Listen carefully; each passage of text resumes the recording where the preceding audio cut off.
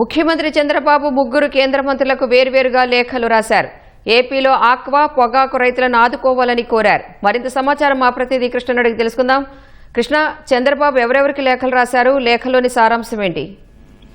రాణి, రాష్ట్రంలోని రైతు సమస్యలపై ముఖ్యమంత్రి చంద్రబాబు ముగ్గురు కేంద్ర మంత్రులకు లేఖలు రాశారు. ఇందులో ప్రధానంగా పశుసంవర్ధక శాఖ మంత్రి రాజీవ్ రంజన్ మిశ్రా, అలాగే కేంద్ర వాణిజ్య పరిశ్రమల శాఖ మంత్రి పీయూష్ గోయల్, అలాగే ఆర్థిక శాఖ మంత్రి నిర్మలా సీతారామన్, వీళ్ళు ముగ్గురికి కూడా లేఖలు రాయడం జరిగింది. వీటిలో ప్రధానంగా ఏదైతే జన్యుపరంగా చేసే సోయాబీన్ మీల్ దిగుమతి చేసుకునేందుకు రొయ్యల మేత తయారీదారులకు అనుమతి ఇవ్వాలని చెప్పి ప్రధానంగా కేంద్ర పశుసంవర్ధక శాఖ మంత్రికి లేఖలు రాశారు. ఇందులో రొయ్యల మేత తయారీలో ప్రధాన ముడితేకన్నా ఈ సోయా మీల్ ధరలు విపరీతంగా పెరగడంతో మేత తయారీ ఖర్చులు పెరిగి కేంద్ర ఖర్చులు పెరిగాయని చెప్పి ఆయన వివరించారు. దీనివల్ల రొయ్యల రైతులు తీవ్ర ఆర్థిక ఇబ్బందులు ఎదుర్కొంటున్నారని చెప్పి ఆయన వివరించారు. దేశంలో రొయ్యల మేత కొరతను తీర్చేందుకు ధరల నియంత్రణకు సోయాబీన్ మీల్ దిగుమతి అనుమతి ఇవ్వాలని చెప్పి ఆయన కోరారు. 2021లో రొయ్యల మేత తయారీదారులకు పరిమిత స్థాయిలో దిగుమతి చేసుకునేందుకు అనుమతులు ఇచ్చారన్న విషయాన్ని కూడా ఈ సందర్భంగా గుర్తు చేయడం జరిగింది. అలాగే మరో లేఖను ఈయన కేంద్ర వాణిజ్య శాఖ మంత్రి పీయూష్ గోయల్ కి రాయటం జరిగింది. ఏదైతే జన్యు మార్పిడి చేసిన సోయాబీన్ వ్యవసాయానికి ఉత్పత్తికి వినియోగించే అవకాశం లేదని, తద్వారా జీవ వైద్య విద్యానికి దేశీయ వంగడాలు ముప్పు లేదన్నారు. ప్రభుత్వం సోయాబీన్ దిగుమతికి అనుమతిస్తే రొయ్యల మేతకు సంబంధించి కూడా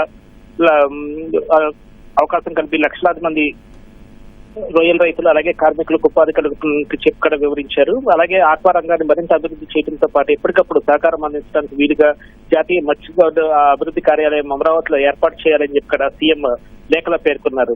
అలాగే మరో లేఖను కేంద్ర ఆర్థిక శాఖ మంత్రి నిర్మలా సీతారామన్ కు రాశారు. ఏదైతే లక్షలాది మంది రైతు కుటుంబాలకు ఉపాధి కల్పిస్తూ విదేశీ మాదక ద్రవ్యాన్ని ఆర్జించేందుకు ఇది దోహదపడుతుందని చెప్పారు. దేశంలోని పొగాకు ఉత్పత్తికి ఎఫ్సీవీ పొగాకు 70% మేర దిగుమతి అవుతుందని చెప్పి వివరించారు.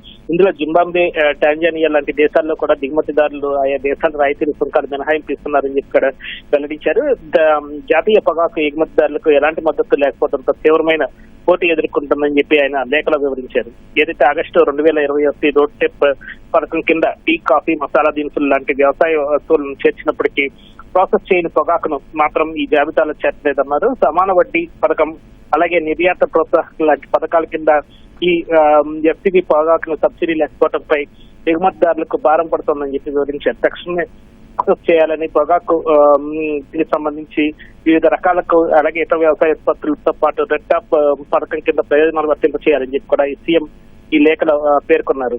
అలాగే నిర్మలా సీతారామన్ రేసిన లేఖలో భారత్ అమెరికా వాణిజ్య ఒప్పందాల్లో ఆక్వా దిగుమతులపై సుంకం 10% తగ్గిన ఇంకా చట్టపరమైన అనిశ్చితి కొనసాగుతుందని చెప్పి ఆయన వివరించడం జరిగింది. దీనిపై తక్షణ చర్యలు తీసుకోవాలని చెప్పి ఆయన కోరారు. అలాగే కిసాన్ క్రెడిట్ కార్డు పై 5 లక్షల రూపాయల వరకు కూడా వన్ టైం టాప్ అప్ ఇవ్వాలని చెప్పి సీఎం కేంద్ర ఆర్థిక మంత్రికి విజ్ఞప్తి చేశారు. అలాగే దేశీయ మార్కెటింగ్ కోసం ఎఫ్టీబీ ద్వారా దాదాపు 100 కోట్ల కార్బన్ ఫండ్ ఏర్పాటు చేయాలని చెప్పి కూడా తన లేఖలో సీఎం పేర్కొనడం జరిగింది.